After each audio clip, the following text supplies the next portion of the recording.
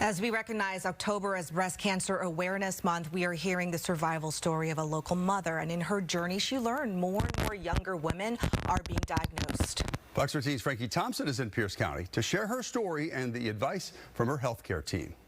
So you guys can just start grabbing flowers. Jacqueline Escalera is rediscovering the simple things in life that brings her joy, like arts and crafts with her children. The first time driving my kids back to school again, I was like, this is a gift to get to do this, because there was a while where I couldn't. Not long after the family moved into this home in Puyallup, Jacqueline says she sensed something was off about her health. She was constantly tired and couldn't shake it. I was in the shower and I just noticed it actually wasn't a lump for me. It just felt like a strange, like firm, almost line.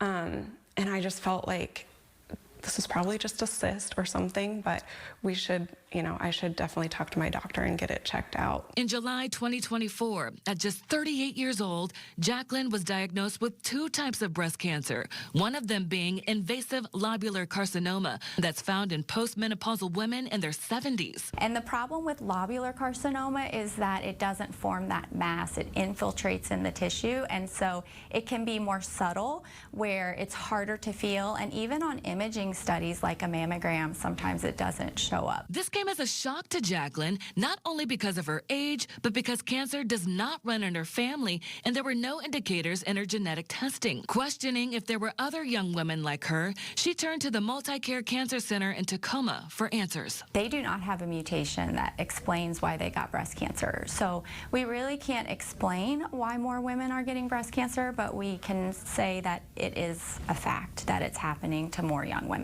Nurse practitioner Morgan Steele became a critical part of Jacqueline's journey, saying early detection is what helped save her life. The longer things are untreated, the more likely it is it's going to spread to your lymph nodes, because that's the most common place that breast cancer spreads.